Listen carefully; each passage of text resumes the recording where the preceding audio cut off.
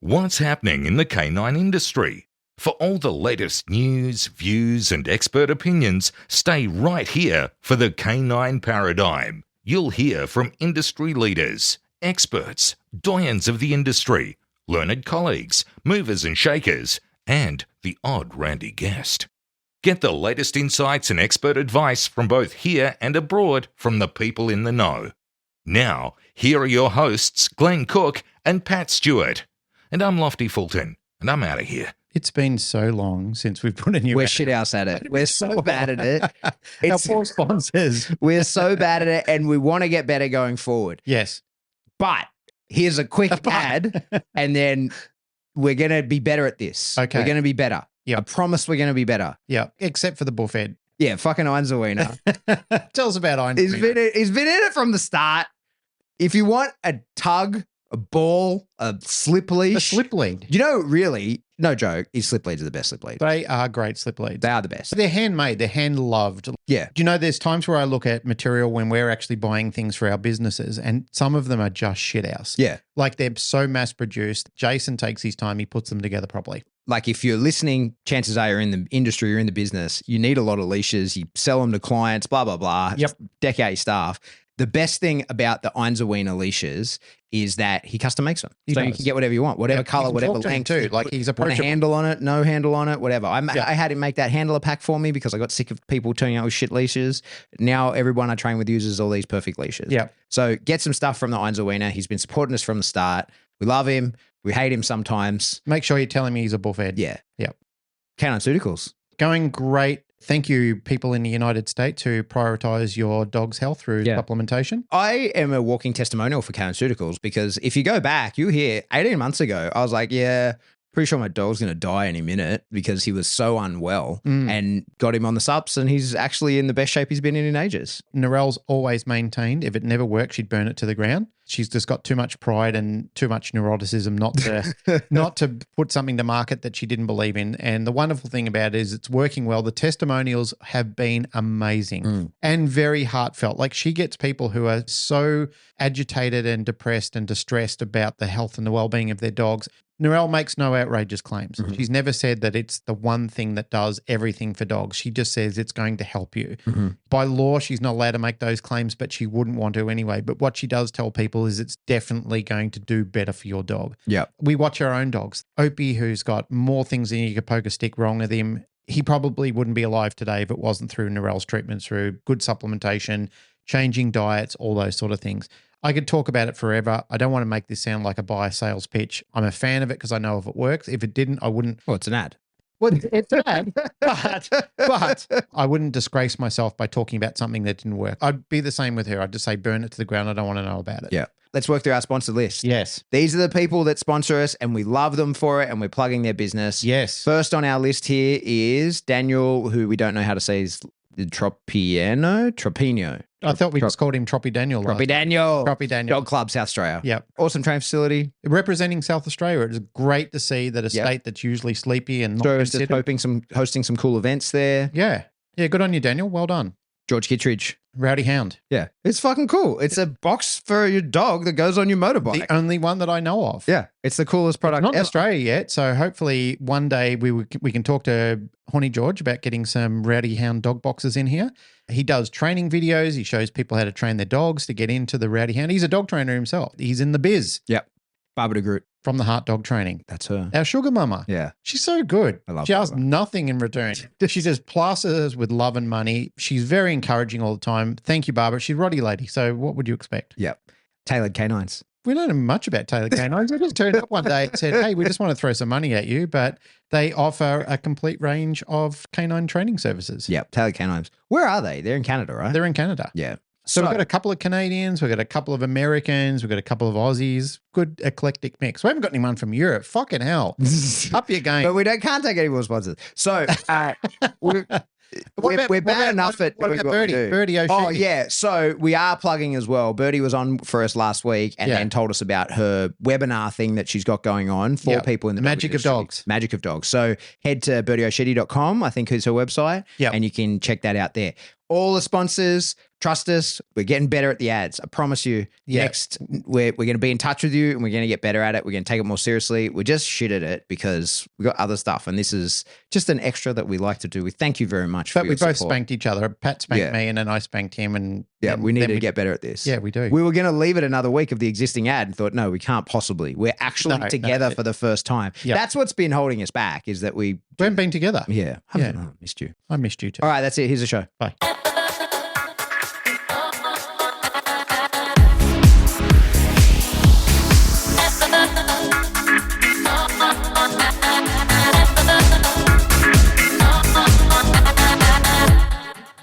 Welcome back to the Canine Paradigm. I'm your host, Pat Stewart. I'm joined by my co-host, Glenn Cook. How are you? I'm good. How are you? I'm not bad. Not bad. I'm plodding along. We're doing an early episode because I've got to go to Canberra. We're going to be apart from 2 weeks. There's lots going on. So we've got to get stuck into a few content creation just in the meantime. Yeah. And hey, I've got something to talk about. Let's get straight into it. Yeah, let's do that. So a friend of the show, Larry Krohn, put up a reel recently. And it was one where he's sitting in his car and he just was talking about the difference between pet dog trainers and sport dog trainers. And he mentioned that his pet dog clients, to paraphrase everything he said, it was basically adverse weather conditions and they're pulling the pin. And then in the sport dog people that he trains with, the most horrific weather conditions and the only reason they're reaching out to him is to tell him that they've brought him a raincoat, right? and when I saw it, I sort of agreed with it. Like, I like Larry a lot. I think that most of what he says, I agree with. Certainly the sentiment of everything he says, I agree with, if not the finite details. I liked it. And I thought, oh yeah, that's my experience also, right? But then I got kind of thinking about it really, maybe a little too deeply. And I started trying to sort of figure out, sort of break that down a little bit and think about like, is that the case? And if so, why is that the case? And that's what I wanted to sort of tear apart a little bit in this episode. It's unlike Larry to be talking about a subject in his car. He loves the car video. Yeah. All right. Well, head it off and tell us where you got to with your Pat Stewart deep thinking episodes. As I said, like when I saw the video, I was like, yep, I totally agree. I'm on board with that because that has been my experience as well, is that we've all done it. We've all been places doing dog stuff where things have just gotten ridiculous. Like even the last time we had the PSA training day, it was hammering rain for parts of it. And we're all just standing out there still working dogs and until it gets dangerous. And usually the concern of danger when you're doing working dog stuff is usually to the dogs. Most of the time when someone's like, okay, like we better can this because of weather conditions, it's almost always because we're worried about the dogs, not so much ourselves. Most of the time people are like, well, I can put up with this. And I think that maybe falls back to the old consent conversation of like, I choose these risks. I want the outcome that comes of this. I know the risks. I can calculate them. Mm-hmm. I give my consent to that risk, where the dog can't do that. The dog doesn't understand how slippery it could be or the dangers of heat. And especially what gets events cancelled here in Australia or postponed and stuff like that is usually heat.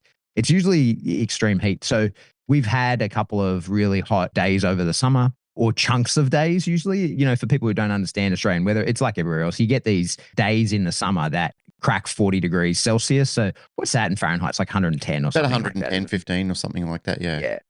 So you get these sort of insanely hot days and they tend to cluster. You'll have 3 or 4 of those in a row. Maybe the middle one will crack 42 degrees and then the rest, the few either side will be like 38. And then the average sort of hot weather day in Australia is about 30 degrees. That's fine. People train through that kind of stuff. But for me, once you start cracking 38 degrees, which, like body temperature, so whatever that is in Fahrenheit, but over 100, that's where I start to think like, okay, this is probably headed in a dangerous direction. And over the summer, we've cancelled club training. What do we do? Maybe cancelled 2 or 3 different days that I just decided were too hot. And the reason I usually would call something off because of the weather is because we've got a lot of really high drive dogs and we've got a couple of dogs that really don't have any self-preservation and they'll work until they're dead. Yep. And so you've really got to protect those dogs. And look, I've been around, I've seen it in the military settings, I've seen it in police settings, I've seen it in sporting settings, and I've seen it in pet dog settings as well, where you get dogs that just don't have an out from what they're doing. You see it with dogs that in the bite work, maybe it's that they've been trained for it, maybe that it's just genetics, but they just will not quit no matter how unwell they feel. And that's like that level of gameness. They're usually the best dogs. And I think that when you have those kind of dogs, you do have to protect them from themselves. I think that we see that a lot, in working kelpies on farms often will run themselves into the ground. They'll won't drink because they're working in extreme heat, and they'll just run themselves dead. It happens. It's not an uncommon thing to do because they're not like a person who has that level of inward sort of awareness of themselves where they can think, oh, I'm in bad shape, I need to stop. We do in the working dog community, in the sport dog community, we do very often push through adverse conditions and continue training. And what stops us usually is a concern over the health and welfare of the dog. And certainly, like, it has been my experience that I've trained with plenty of pet dog owners that are pretty easy to derail from getting to the session. It doesn't take much. It doesn't take much of a life complication or it's traffic, or as Larry points out in his video, it's the weather that is pretty easy to derail them from coming to sessions. And that's why when I saw his clip, I was like, oh yeah, I agree with this. Like, that has been my experience as well.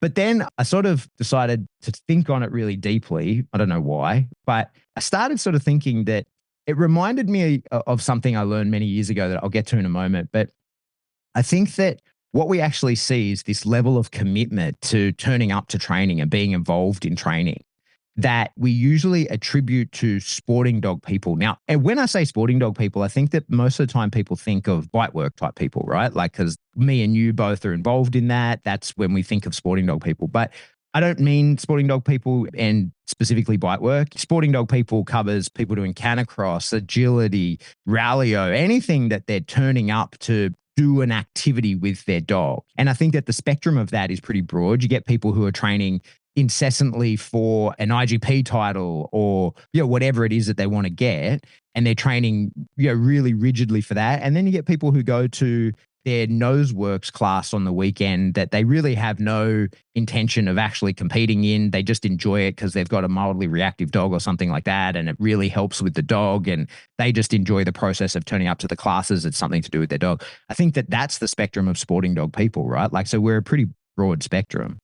And then when you talk pet dog clients or pet dog owners, there's a huge spectrum there as well. There's people who just have a dog, it lives in the backyard and is considered an accessory to the family. It's a thing that they have because the nuclear family has a dog in the yard, and it's a pain in the ass to deal with that dog, and it gets walked on the weekends maybe once, and it's in the yard most of the time. There's that level of pet dog ownership, all the way up to fur baby mummy who is destroying their own life and sacrificing everything to make sure that their dog has what they perceive as being the best stuff for their dog, and making sure that their dog's life is 100% fulfilled from their perception, and doing everything that the internet tells them to do for their dog, right?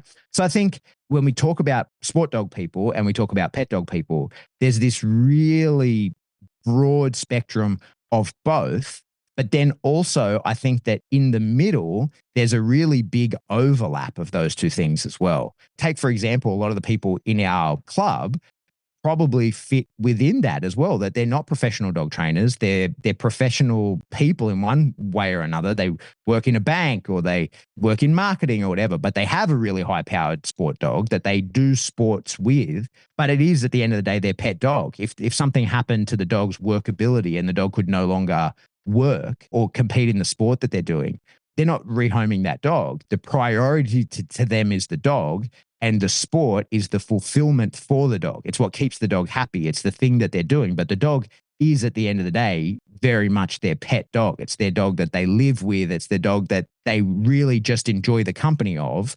And the process of trying to achieve some outcome with it, i.e. sport titles, is just a journey that they're on with the dog. It's not the dog's sole purpose in life. Whereas, of course, there are people who, within working spaces, where if the dog can't do the work, then it has to be rehomed or it has to be replaced in some sort of capacity because the dog has a real job.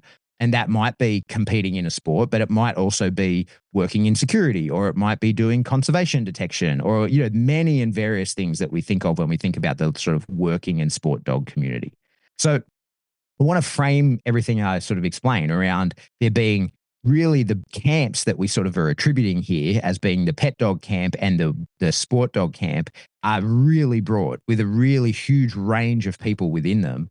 But then within the center of both of those camps, I think there's a massive overlap. I think that one is the other for quite a big chunk of in the middle there. At the moment, I would even, with my own dogs, I put myself into that category. You know, Valerie is just my pet. I don't do any sports or anything with her.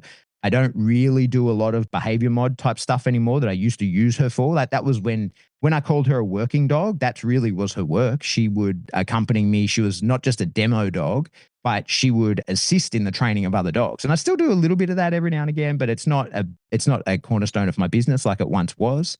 And so she's a pet. She just chills out. She does whatever. And if she can still do that kind of work for me, but if for whatever reason she couldn't, and some of the things she used to do, she doesn't do anymore. Like she used to love raising puppies. She used to be really good with puppies, and now she's not. She's kind of grown out of that. She doesn't enjoy the company of puppies anymore.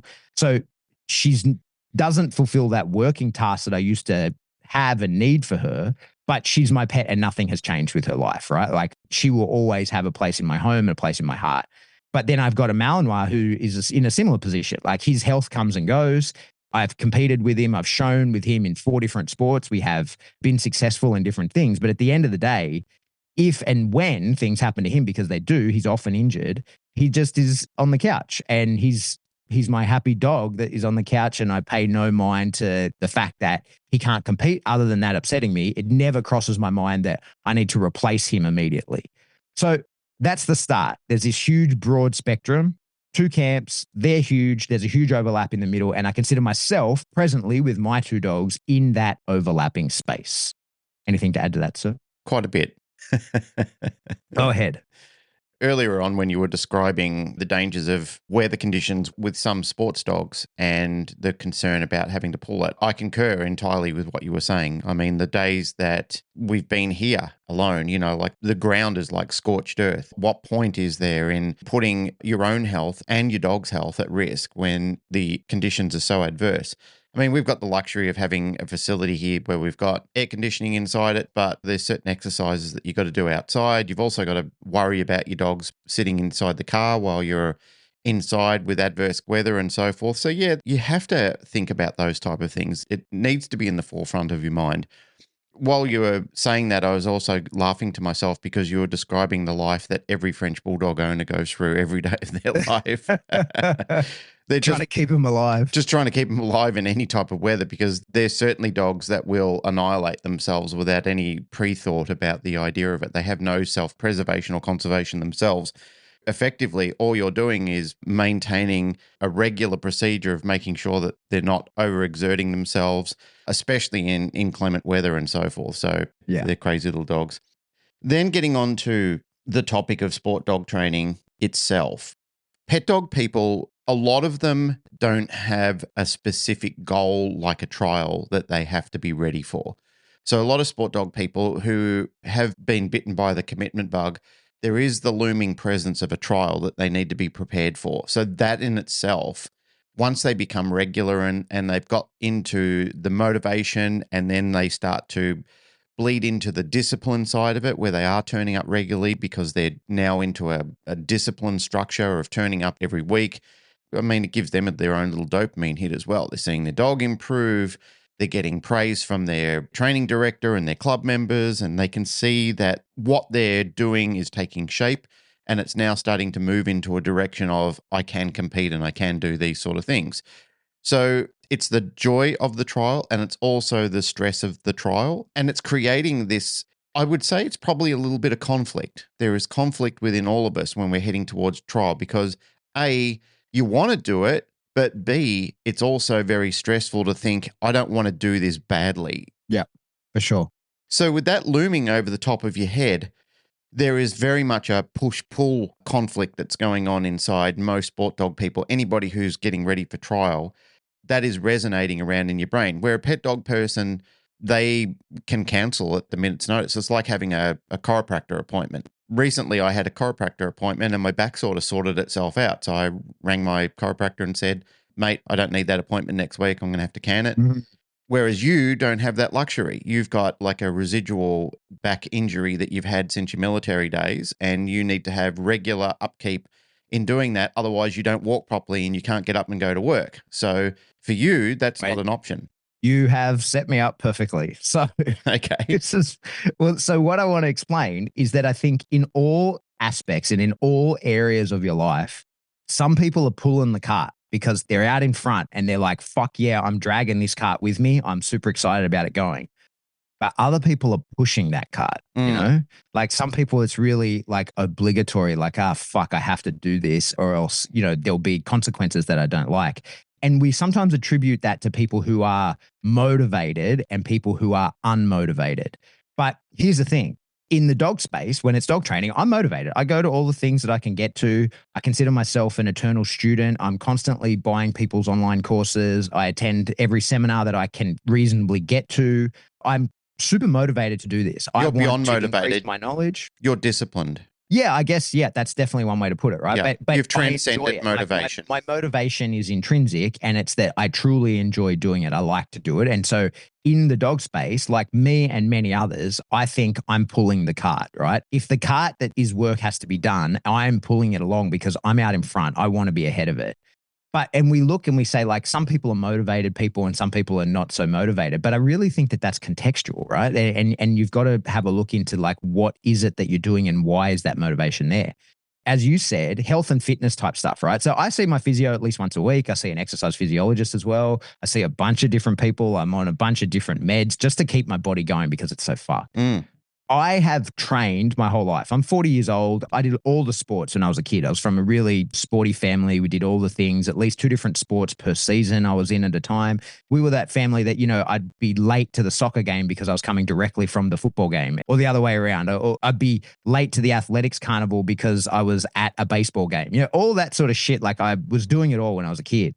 So I'm a physical person.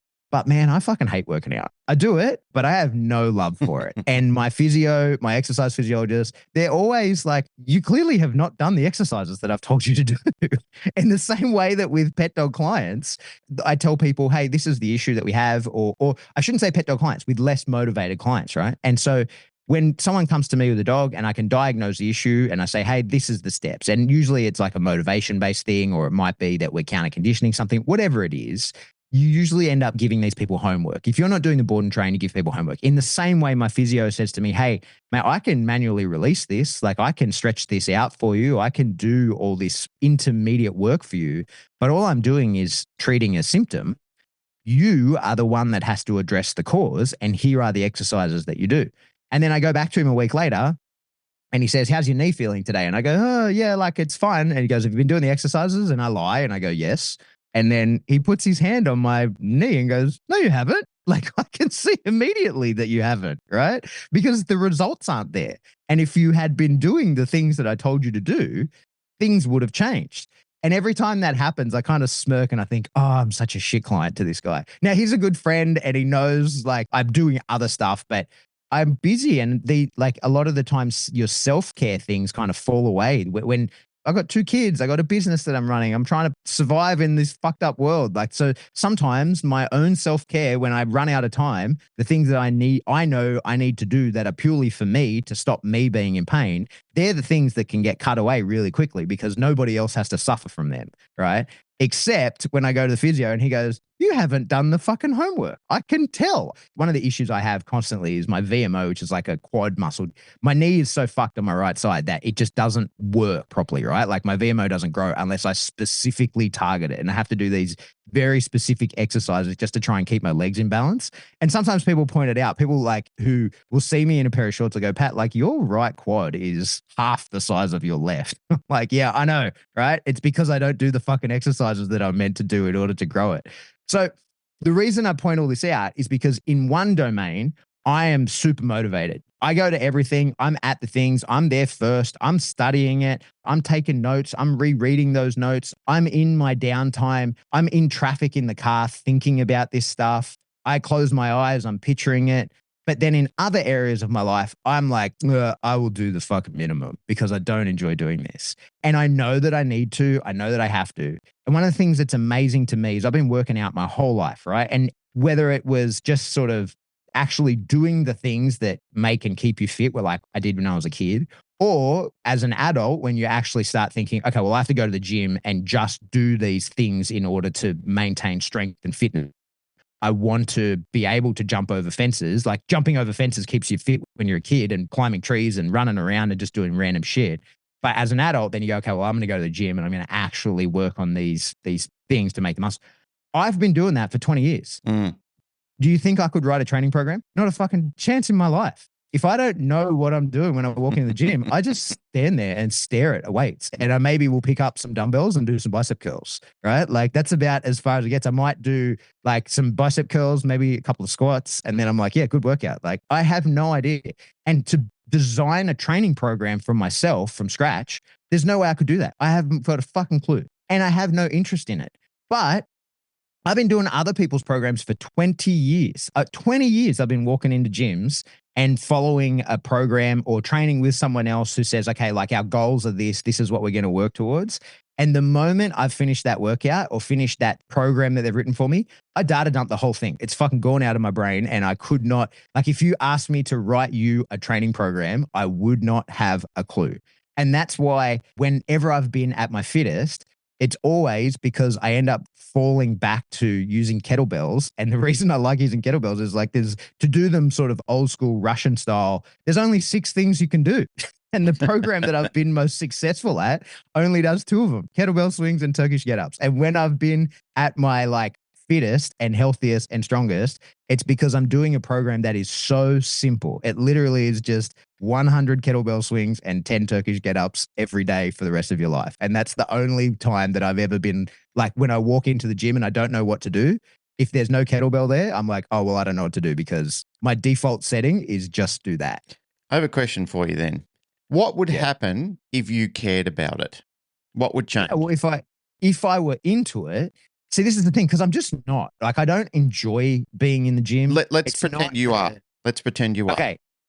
Yeah, well, then I imagine I would understand much better the cause and the effects. I think that's what I'd never bothered to really understand is the cause and the effect. What I wanted to say about that is knowing you for as long as I have, if you cared about it, you would dissect every quadrant of that. And Yeah, like 100%. you would be a master in nutrition by now.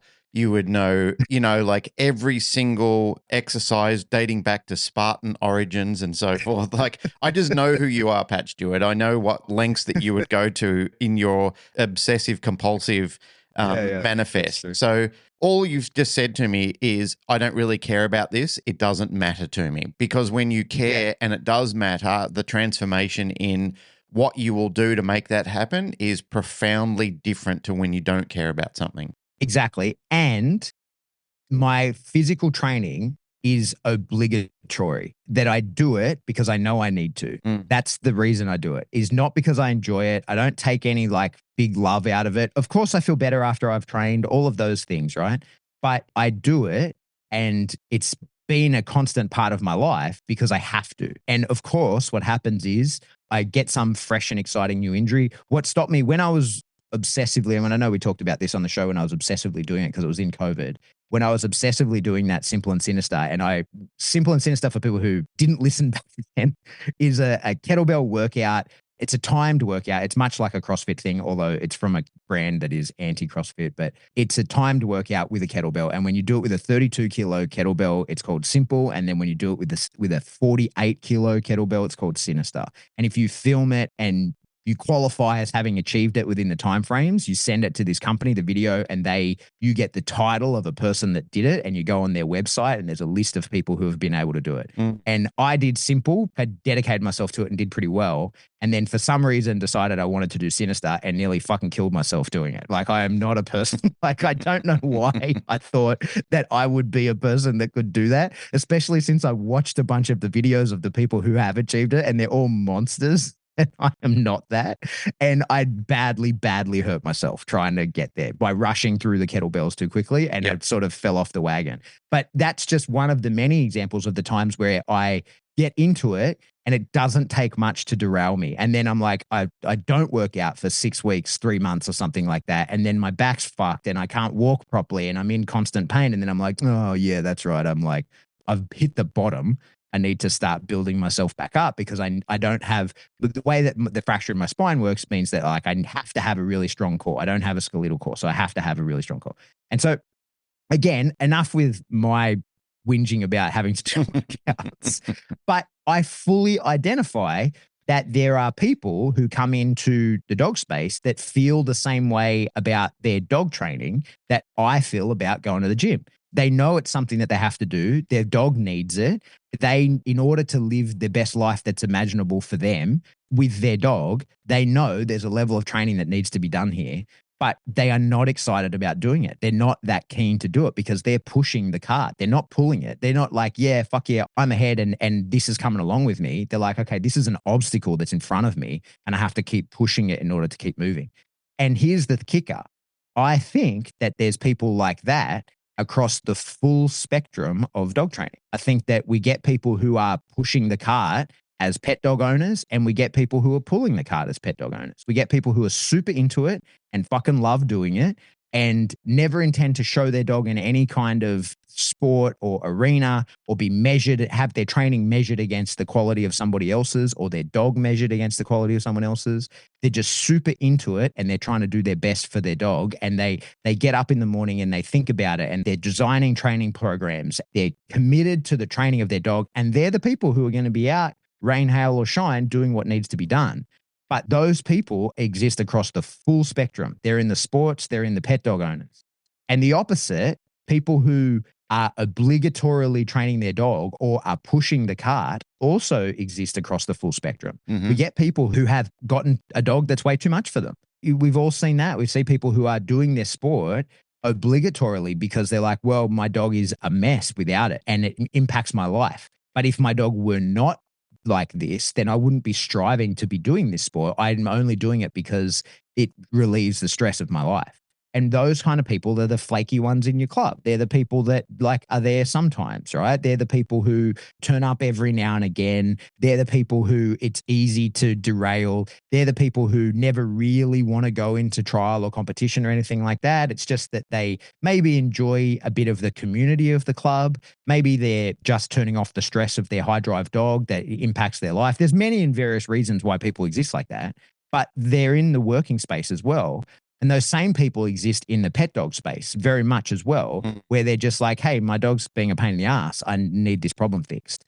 And so I think across the full spectrum, whether it's pet dog owners to sport dog people, whether it's that middle section where the Venn diagram overlaps and where we are one and the same, the sport dog and the pet dog people are the same, I believe across that you get a full spectrum of motivation. Some people that fucking love doing it and you'll never be able to stop them. And they're pushing their dog. They're trying to get the most for and from their dog. They're the ones that are into it because it's important to them. It's their life. It's a huge part of why they get up every day. And then there's other people, again, across that full spectrum who are just trying to turn off the pressure that exists in their life because of their dog. And they're just trying to think, well, okay, this is what's required in order to improve my life. And when they see that level of improvement in their life, then the pressure is off and they stop coming to training. And like I said, sometimes I think that when we're talking about the personalities in dogs and or the way that we relate to each other and all that kind of stuff, I think sometimes taking examples from outside of dogs allows us to not upset anyone and to not marginalize anyone in our community. Because sometimes, especially when me and you and many other people who do this kind of thing, when we say people do this, immediately some listener goes, oh, these fuckers are talking about me. They're watching me, right? And so we're not. So sometimes I think it's easier to relate it to something else. And certainly I think giving personal examples means that I like to pick on myself. I don't like to pick on other people. I am that. I have the full spectrum of motivation. Sometimes I'm fucking all in certain aspects of my life. And in dogs, I'm one of the motivated people. But in other aspects of my life, I am just trying to turn off the pressure. And when the pressure is turned off, I become complacent and I don't want to be involved anymore. And then it's not until that pressure builds up again that I'm like, oh, fuck, okay, like I want this to stop and I know how to stop it. And that's by recommitting to this other aspect of my life. And I think we see that across the full spectrum of dogs. What do you think? There's a great deal of personal connection with what you talked about there. I've gone through so many variations in myself that I can think of where times I've been absolutely obsessive, and there are other times where I've been very dismissive about it as well, like getting involved in sports and even getting involved in pet training. I recall times where I was working almost 7 days a week and almost 12 hours a day. To me, it wasn't getting through it. To me, it was like, this has become my life now. Like, this has become a desire, a want, a need, something that is fulfilling everything else that's lacking right now. I remember the priest that married me and my first wife together, he did a counseling session with both of us at one stage because he was concerned about my commitment to the dogs. And his name was Keith. He was a family friend, lovely guy. I've known him certainly all of my life and for most of his. He asked me a bunch of questions about my commitment to my marriage, my commitment to everything else around it. And I couldn't see a way through it that didn't involve my obsessiveness with dogs. Privately, he pulled me aside one day and he said, mate, everything that you've described to me eventually is going to come down on top of you. He said, this is like a house of cards. It sounds great now. And he said, I can see that you're enjoying yourself. He said, I've seen passion in your eyes that I've never seen in you before. Like he said, you've always been a pretty sprightly sort of kid. And he said, but I can see like you've got this desire just burning away. And he said, but some people don't understand that that is very consuming. Like that fire needs substance. It needs something to keep it burning all the time. And he said, and you've got to ask yourself, what is it burning away? I didn't think much about it at the time. It didn't concern me what he was saying. He was just an obstacle in my way at the point in time. Later on in my life, I kind of thought there are other things that do matter. And again, this comes back to the conversation when we had Birdie on a while ago relating to a question that Melanie Benware asked me is, some people feel like if this doesn't work out for them and they've thrown all their assets and everything into it, what's left for me at the end? Who am I and what do I become because of it?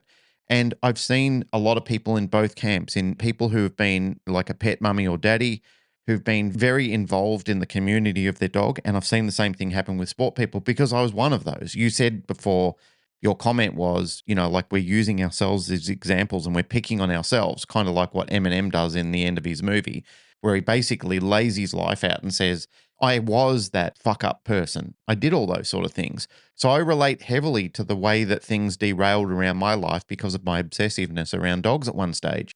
And I don't deliberately do that now. It's not like I've just gone, oh, well, I'm learning all the lessons now. I'm not going to do it. I still go through obsessions. You've seen me in my obsessive phases about things that I want to do. At one stage, I was making kombucha. And I was so obsessive about it. Remember the kombucha. I literally had a factory of mason jars around the house with scobies everywhere. And I was obsessed with it.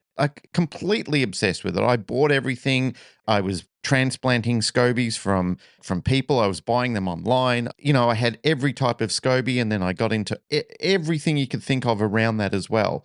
It was just insane. It was just crazy. I had shit in cupboards. I had shit in my bedroom. I had shit in, and Narelle said, this place smells like a brewery now. And it was just crazy. But then I got to a point where I thought, I kind of mastered this. I've got as good as I can get in this. And that's not true because, getting as good as you could, I could have made a business out of it and done what everybody else did. But I kind of thought I got to where I felt like I needed to get to. And then I sort of just dropped it. And I thought, why am I doing all this? I'm fucking exhausted. I'm doing my job during the day and then I'm coming in at night and I'm like trying to manifest my SCOBY farm and doing all this sort of stuff. And I see the same sort of thing, especially sport dog people. Some sport dog people just completely annihilate themselves with too much pressure sometimes. It doesn't mean that the pet dog people don't do the same, that you can ebb and flow between each camp. So that reminded me of a conversation that my buddy and I were having the other day. We were traveling somewhere and we were talking about kids involved in sport. And the reason I'm bringing that up is you reminded me of it before when you were saying you were late to one game because you were leaving another game. There are a lot of kids and parents these days that I don't understand, and I don't know how they're maintaining the schedules that they're actually doing. Like as soon as that kid is leaving school, they're in music lessons, then they're doing some kind of sport, or then they're doing some sort of extracurriculum language lesson or something like that. Like it's extending into the night, and these are like young kids doing it. And I said to my buddy, because I think one of his kids is doing something similar, and I said, do you enjoy it? And he said, oh, the way I think I need to answer this question is some parents didn't have this opportunity when they were kids. So they want to make sure that they're presenting their kids with all the opportunities they didn't have. And I said, but do you enjoy it? Or do you think some of the other parents enjoy it? Do you think the kids enjoy it? And he said, well, I guess some do and some don't. But I feel that some parents are doing it because they're feeling the pressure that if I don't do it with my kids, I'm going to be looked on poorly by the other parents who are saying this is the normal life of all the extra curriculum activities that kids have to do. So some really do enjoy it. Some are really sporty. I've seen families like you were representing before with your own life where they're all about the sports, and that's what brings their family together. Mum's involved in it, dad's involved in it. They've made community and friendships because of it. And I see that in the sporting dog world as well. I see people that are really into it for all the right reasons. You know, their dog is not just a commodity for them to get a trophy or a title. Their dog is actually their life. They love the dog. Their partner sometimes comes along to training. It gives them fulfillment. It gives them an out. Their work life is generally boring. They're not satisfied there, but their dog community very much is. It's very important to them. They feel like this is somewhere where I can excel. This is somewhere where I feel important. This is somewhere where I feel like I've got a sense of community, where I've got control of something, whereas everything else is not. But then I think of someone like Jane, for argument's sake, your wife, and her life with her two boys, your family. And you've described on multiple occasions how Axel is so much more of a handful than what Rip is. Could Jane commit to a life with dogs? Would that be on her schedule? Would she be able to do that with how Axel is? Yeah, no way. There's no way that she would have the free time. It's hard enough for me to be able to get the free time. To have both of us just be impossible. Well, I remember school holidays only recently finished because of Christmas. And I remember asking you the question and I said, mate, how are you? And you said, oh, things are starting to return to normal. School holidays are over. The kids are going back to daycare and school. And I could just see how frustrated and fatigued you were. And it's not that you don't love your boys or are proud of your boys or doing what you're doing to give your boys a better future and your wife and so forth. It's not that that doesn't exist. I know you love your children. I know you're a good dad.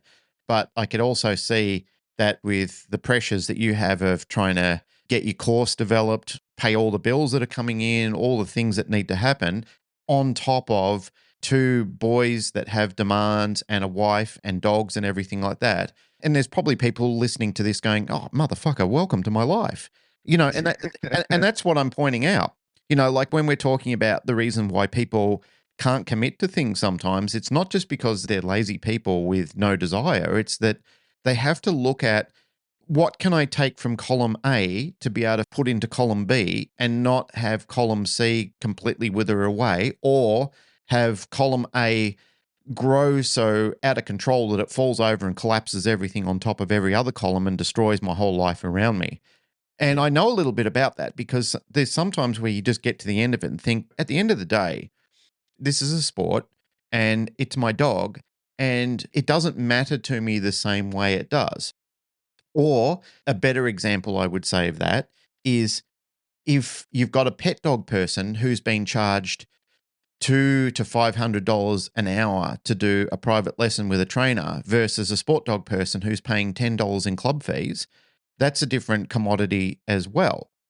But then I could also look at what about time, which is the most precious commodity that all of us have in any way, shape, or form above everything else. And I really came to a recollection of that the other day about how important my time is, because my time is not as infinite as I once believed it to be. Once you start getting at certain age brackets, you start realizing my time is finite now. It's starting to run out. Things are changing. My body is changing. My mind is changing. Time is running out. Like it's a reality for all of us. As much as we'd like to have this concept of an infinite lifestyle, immortality and everything, we're mortal. We have a timeline on how long we're actually here. So there are a lot of people on this earth that rob you of your most precious commodity. They take your time. And sometimes you give your time to people because you can see value in doing that, and other people rob you of your time. So you've got to dedicate which column that time slot goes into, because I'm telling you now, like if you haven't worked it out, if you're still thinking that little tin cups or ribbons on your wall are the most important thing to you, or money in your bank or something like that, you're missing the point. It's time. Time is more valuable than any of these things combined. And you might think, well, I like my time in my dog sports because it's making me feel good. No scorn from me, nothing at all, because I'm a dog person. I've dedicated my lives to dogs, so much so that still in my 50s, I'm still getting up to solve dog problems because, I mean, I could finish this job. I could say, oh, that's enough. I'm done with this. But I like this career. There's something about it that I like. The money's rewarding, sure. I live on 5-acre property. I live in Dural. There's so many things that fit well into my lifestyle that Narelle and I have looked at this and thought it works for us. There are rewards. Of course, there are pros and cons. You're about to do a seminar on that, pros and cons. Mm-hmm. There are pros and cons to a lot of things you do in your life. As the example I used before about looking at those columns that we have, or that I use as the example, when you really do sit down to write it out, you've got to examine the pros and the cons, and you've got to look at the size of the columns to each. But also within that, you might have a small column in the con size, but you also have to look at the impact that it has on the rest of your life as well. Mm. I've met sport dog people before that their commitment is great. They're coming to every training night. They're doing everything that they possibly can, but their family is falling apart. Things are going terribly for them at home. Instead of it being a great love and a great joy, it's escapism. It's, that side of my life is a disaster. I'm running from that. And this is the narcotic that I need to deal with the pressure of this. So it's not always golden on that side of it. And we can't look at it like sport dog people are the pinnacle, iconic representation of healthy life. Some of these people are the most mentally unhealthy and physically unhealthy motherfuckers I've ever met in my life. But some of them are the most amazing, disciplined, incredible people that I've also met in my life. We're not saying that there's any one camp that represents what a sport dog person is and any one person that represents what a pet dog person is, because there are so many variables, as you pointed out. And it's a good topic. It's a good reason to have this conversation, because I know pet dog people who have the most amazing pets. Some of the funnest dogs I've ever met. They've got the most personalities. They love their dogs. They're very involved in their entire family, their entire community. There's no expectation of the dogs. The dogs have a very libertized life where they're allowed to be free. And it's not like you have to be doing this at this stage. You have to be doing this at this stage. You have to wear this. You have to do that. You have to be in this car at this time, blah, blah, blah. But when you look at the attitude of dogs too, some of the dogs that do have that regimented lifestyle understand that that is a very fun life. Like, I've worked out how I can maximize my life and my experiences through all of these discipline and regimented procedures that we're actually going through. So you have to look at it at the end of the day and do a fair and reasonable assessment on what is it that you can really see when you trim all the social media fat away from it and people's false smiles and, parading around and doing their regimented healing programs with this big Cheshire cat smile on their face. Some of these people, that's theatre. It's just theatre. And some of them are genuine, happy people. Like, they've worked it out. This makes me feel good. I like where everything is spearheading because of this. I've got my little map here of a couple of points I want to make, but a new one that I thought of while you were talking then is sometimes when we talk about people being flaky, it's easy for them to give up on things. They don't turn up to sessions because it's hot or whatever. I think sometimes that's like Archimedes' bath or the straw that broke the camel's back. There might have been 100 other things. Like, we imagine going, imagine quitting because it's raining outside and you're not going to turn up because it's raining. But there was a million other things that pushed them to the 99% of I'm not going to turn up. And then it started raining, and that was just 1%. And we know of this, that's layered stress model. That's all the things where it just goes, okay, that's the final straw. Like, that's the reason. And that's the reason I'm going to give. And I'm going to call you and say, I can't turn up because it's raining. I'm not doing it. But in actual fact, the kids are yelling at me. My mum's sick. I've got bills to pay. I need to do work instead. I can't afford the session. There's all these other things that could be going into them having a level of hesitation to turn up to the session or trepidation about turning up to the session. And then there's one final thing where they go, okay. And that's the excuse they give when in fact that is just the icing on the cake of the reasons. So as I was reflecting on it, because again, I want to say that as I watched Larry's video, I was like, yeah, that's my experience too, right? Like, I agree with this. I totally agree that it's our pet dog owners that are not turning up to the sessions and the sport dog people who are committed. And then as I got sort of more into thinking and went through all the things that I just explained about the dedication being across the full spectrum and the less dedicated people who are pushing the cart being across the full spectrum, I then started to think, like, why is that an observable fact? Like, why do so many trainers like myself, like Larry, like so many others who agree with him on his post and in the comments and stuff, like, why do we think this? Why do we identify with that so well? And I think what I landed on is this, is that a sport person that we're training with, or a dedicated, like a person who is coming to our sessions as a sport person, is because they're the dedicated version of the sport person, right? Like, they're booking in sessions, they're turning up to training, they're training with us or learning from us, no matter the conditions, they're the ones turning up. And why is it that we observe that it's the pet dog owners who don't turn up? It's because the average pet dog owner who is consuming our content, who's consuming Larry's content, who is into the dog space, who knows of us and would book a session with us, but want us to help them in the training, is usually because they're the type of person that has the problem that needs solving. And they're not that dedicated because they want the help. I shouldn't say not that dedicated, but they're the kind of person who's like, no, I need the specific advice. I don't have the time or energy or the inclination to trawl through your hundreds of hours of comments or video or podcasts or whatever to try and decipher this problem myself.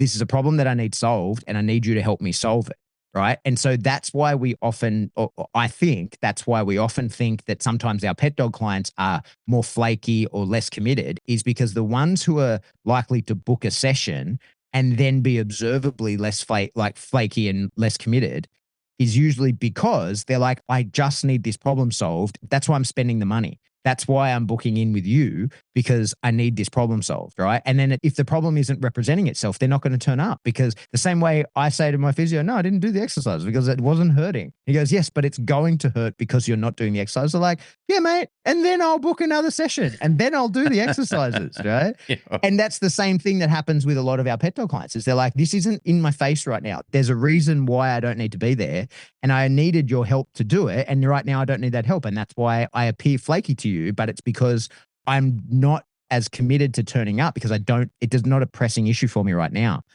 But I think the reason why the spectrum exists across both areas, where we get motivated people and less motivated people, but our observation, our feeling is that the less motivated people are the ones that are in the pet crowd, is because they're the ones we interact with, right? But what we don't think about is, it gave me cause to look at the numbers. Now, you're familiar with it. People have heard me say it. I have issues with numbers. I have like obsessive compulsive disorder problems with numbers, right? And I get weird about chasing numbers, and I gamify a lot of things. It's why I had to stop wearing the Whoop band, because I started gamifying my sleep and shit like that. Like, I have problems with it. But what I realized is, you look at, again, use us as an example. In the dog space, maybe I know 1,000 people, right? Like around the world, people that I actually, whether I know their name or they're a person that I would smile and nod at and be like, oh, hey, how you going? Like, I recognize you, right? Like, you're in the community. Maybe that's 1,000 people at the upper end. But in our discussion group, there's 10,000 people, right? There's 10,000 people that are consuming our content. The numbers of the podcast, well, I don't know them exactly. There's thousands of people that listen to this show, but there's way more than I see at events. And I'll use Larry as an example. And I want to point out, I love Larry. I'm just using this as his post as a vehicle. Yeah, we're to not tell a shit-mouthing story. Larry. Not in the slightest. I'm just using it as a vehicle to tell a story. But you look at Larry. Larry's got more than 100,000 followers on YouTube, right? That's 100,000 people who have decided, I want to subscribe to this channel because I'm interested in this guy's content. Yep. But there's no way Larry knows the names or can smile and nod and recognize 100,000 people. So what that tells me is, in the background, there are so many fucking super dedicated pet dog owners who we have never met, right? And they're the people who are trawling the content. They're the people who are, listening to this podcast just for the odd episode where we do say something insightful about dogs and dog training, right? They're the ones that are watching Larry's YouTube videos and watching him train and taking notes. They're the people who are listening to Robert Cabral and all the other people who are way bigger than us and have these huge followings in dogs. You know, some people even tipping hundreds of thousands, millions of followers. Their followers, their people are the pet dog owners. The overwhelming majority of them are the fucking dedicated pet dog owners, but we don't have any touch points with them. They subscribe to the content, they're listening to the podcast, but we don't have any interaction with them. They're in the group just watching, they're not commenting, they're not industry people, they're not people who feel like they have anything to contribute. What they are is people who are super dedicated to their dog and don't necessarily have access in person to that kind of trainer. That's how I've sort of landed on that. I think that full spectrum of motivation exists, only in the sporting community, in the training dogs to do stuff community, those people, we have touch points because we go to the same events. We see each other at the things. We communicate with each other in the forums. We buy each other's products. We listen to each other's content. We're doing that kind of stuff. But the people who are super dedicated, even more dedicated to the health, well-being, and happiness of their pet dog, for which they're looking to either solve a reactivity issue or just better the life of without ever considering that they're going to be measured, right? Like they're never going to turn up to a sport event. They're never going to pit their dog against another. They're never going to pit their training against another. They're not interested in that. They don't want to be a professional trainer. They don't want to be taken or listened to or be considered part of the community. What they want is to do what's right for their dog. And I feel like, and this took me a long time to sort of land on this as an idea, I think that's the majority of our audience. I think that's the majority of most trainers who have any kind of platform in which they give advice on. I think that that's the majority of our audiences, is those super dedicated pet people who are probably in that overlapping sector of the Venn diagram of pet dog owner to sport dog owner. They're the people who are in the middle who are like, no, I'm a pet dog owner, but I want the best for this dog. I'm putting in the work to do this. So they're the people who we never meet. They're the people who are watching our content. And they're the ones that, like, the numbers have to come from somewhere. It's a bit like dark matter, right? Like it has to exist because the universe functions in a way. We can't see it. I don't know what it is, but the universe functions in a way that means that it has to be there. It has to exist. And that's what I see when you look at the numbers on any of our platforms. Like I might have a reel go viral and get 200,000 views on it, right? Well, I don't know 200,000 fucking people. There aren't 200,000 people that I'm interacting with, but there's 200,000 people who have watched that and for whatever reason decided to digest that entire piece of content. We get the same with the podcast. There's tens of thousands of people that will listen to this, but I can't reach out and touch them. I don't know who they are, but they exist because the downloads are happening. They're out there. And the only explanation I have is that these are the people who are plugging away. They're putting in the hard work. And maybe they're not in a location where they have access to a trainer that can assist them in what's going on with their dog. Maybe they've been through a couple of local trainers that couldn't help them and they outgrew or whatever. Or maybe they're a person that just is super dedicated. This is their hobby. This is the thing that they've decided that they're into, but they haven't yet progressed to the point where they've got the dog that is capable of doing the things that they want to be into, right? They've just got the dog that started the journey for them and that they get already hit a ceiling with. Aside from my dark matter example of that, it just has to exist because the numbers indicate that, is that I think I was one of those people. I identify with those people because I was one. I was exactly that. I was a person that got a dog that was fucking super dangerous and was way too much for my level of skill. And I thought I knew more than I did. And then was like, okay, well, fuck, I have to, and looked for help. And because I wasn't in the community, I didn't know where to find the right people. Turns out they were pretty close by, but I didn't know that, like I had no access to them. And so I'm the one that was diving into the content and just doing the best that I could. And this is long before I was ever a person that considered themselves a dog person. I was just a person that had a dog. Yeah, that's my rant about it. There's a couple of thoughts and feelings that popped up during that time that you were chatting about that as well. And I too agree that this is not a session that we're shit-mouthing Larry because he's a very important person to our community.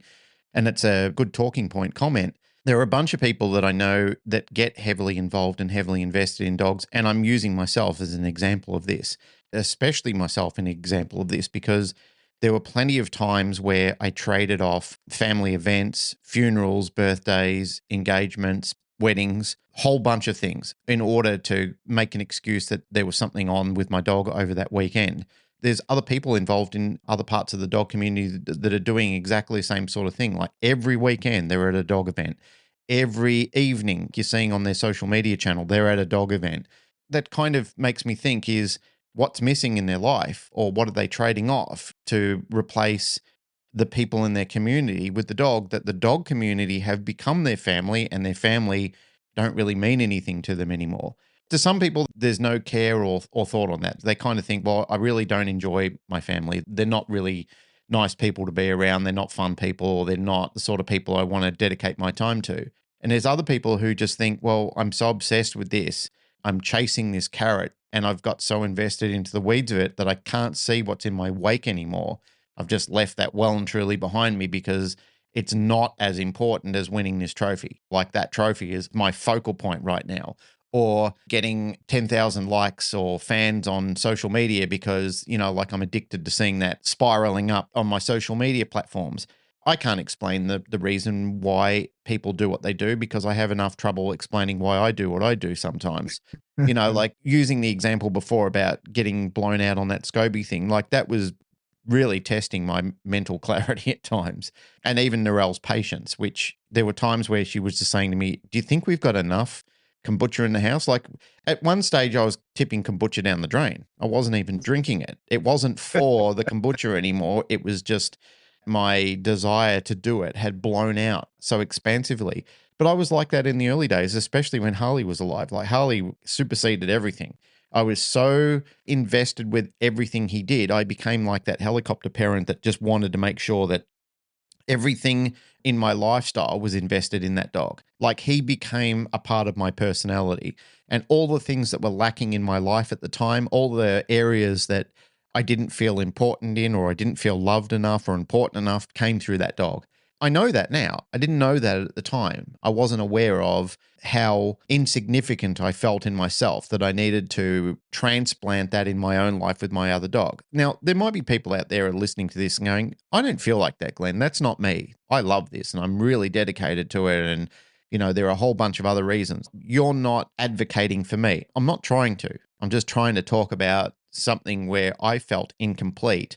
And all of this felt really good. I used the word narcotic before because this was narcotic. It was something that, it was a drug that I just have to keep taking because it made me feel so good. It made me feel important.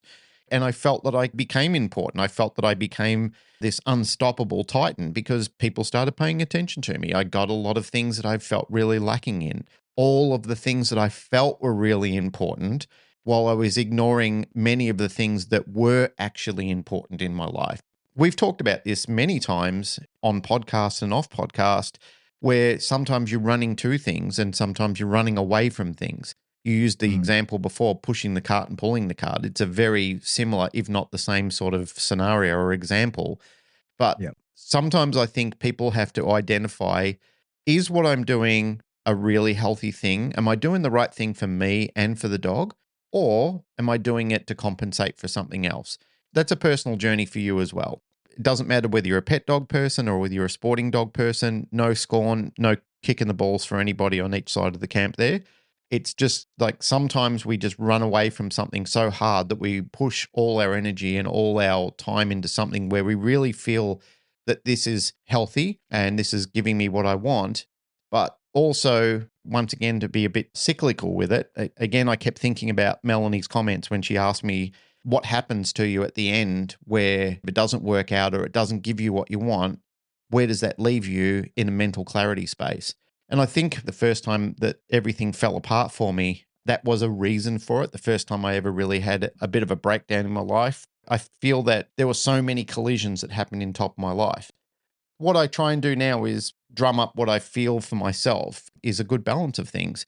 Right now, Randy is old. He's retired. He's just living out retirement life. I don't think that Randy really enjoys retirement life. I think he would love to destroy himself trying to do working dog stuff. But for him, it's just the worst thing I could do to him. If I want to kill him quickly, that's how I would do it.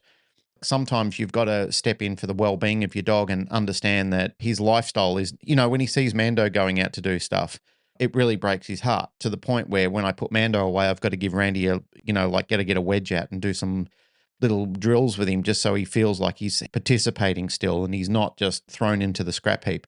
Because that's another bizarre thing that happens too with old dogs is old dogs have really celebrated while they're winning the trophies and then they're scrap heaped when they're not.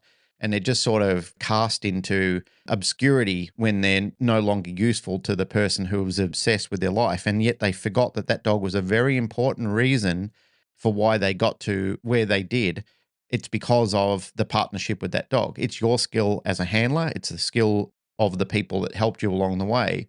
But that dog was a huge element of it. And it shouldn't be forgotten about. And it shouldn't just be discarded as like, oh, you served your purpose for me now. I'm just going to wait for you to wither off and die because I've got this new dog now and it's very important to me. You've still got to remember, as I do for Randy, is I still remember how important he is to me. And he did a great job with his first attempt at PSA. And I really appreciated him for that. He's a better dog than I put the time into him. And, if COVID hadn't happened, ifs and buts were candies and nuts, the old saying, there's a lot of things that could have happened there. But I don't want him to ever just go away and be a pain in my ass. He's not that. He's a pain in the ass. Like he's been a pain in the ass since he's been 7 weeks of age. But I love him because of that. We always knew that Randy, he needed to do something. I put a clip up of him on Facebook the other day at 7 weeks old. We took him out to the shed and he saw a skateboard and he was like literally chasing the skateboard, riding it, biting it. He'd never seen one before, but he was so into it. And that's how Randy embraced life. He was like that. And you've had many similar experiences with Remy, like we grow up with them. They teach us. They're our mentors in a lot of ways. Like there's so many things that funnel into our careers through those dogs. You're the same with Remy, like you're concentrating on not destroying him, on making sure he breaks, but still making sure he feels fulfilled and that he gets to participate and have a lifestyle in it. You're one of those people, Pat.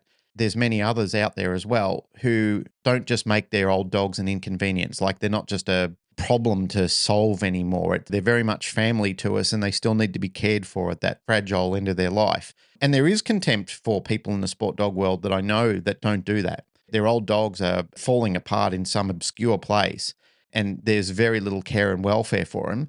But I also know like so many people that don't do that. Like they're wonderful. Yeah, and I think luckily that's the majority, right? It is the Like, majority. that's the majority of people. Yeah, it is the majority. And they're good people. And I know following along with their life or knowing these people personally, that dog still comes to training with them and still gets to totter around on the field. And, like even if the dog is got 3 legs left and half blind and deaf and so forth, you still see those old dogs getting pulled out of the back of the car and off they go and they're doing their little thing together. And that makes me feel good. I know that the real circle of the evolution of what they're doing in that career has been fulfilled. Lots of random thoughts and input there. But I guess the one point that I really wanted to come back to is the trading off one for the other. Like, yes, it's fun and yes, it's great. And I agree with the fact that there's a lot that you can get from it. There's a great community that you can build around the working and sporting dog life, even the pet dog life. There's incredible people. Some of the best people I've ever met have been in this industry. And, they've been clients that have transcended into friends, into people that I would say, they're non-blood family. On the flip side of that, some of the worst people I've ever met are in this industry as well. I often say to you and many people that all the shit finds its way to the sewer. And there's usually collection ports of people like that. But the great thing is there's more good people in this community than there is bad people. If you feel that it's getting into an unhealthy obsession with whatever you're doing, analyze it. And like if there are a lot of red flags popping up for it, do something about it. Step outside and reanalyze where you're taking your life. And once again, to close on that, how important the time is around that, because time runs out and it starts getting quicker at the other end of the scale as well. Speaking of time, I reckon that's the place to wrap it up. Yep. Well, that's it. Another episode of Canine Paradigm. As always, if you like what you hear, like, rate, share, subscribe. Do that through whatever subscription service you download us from. If you want to support the show, the best way to do that is to tell a friend in real life. Actually, promote the show to people that you think could hear the message. But you could also give us some money on Patreon. A few bucks a month gets you a giant backlog of information in there, as well as some new stuff going forward. You could pay $10 and get access to the monthly live stream where you can ask questions that I try my best to answer. And there's a bunch of other tiers you can get in there and have a look. Another way to support the show is to get yourself some merch. We've got the t-shirts and so forth from spring. There's links in the show notes. You can get to all of that. And if you want to get in contact with us, best way to do that is to jump into the Facebook discussion group. You can group source information in there. There's really good information in there, as well as we keep our finger on the pulse in there to try and make sure that the show goes in the direction that people would like. We try, if you've got questions or topic ideas, that kind of thing, put them into there and tag us. We'll see it and we can hopefully address it on the show. Or if you want to get in contact with us directly, you could shoot us an email. We are info@thek9paradigm.com. Love you all. Goodbye.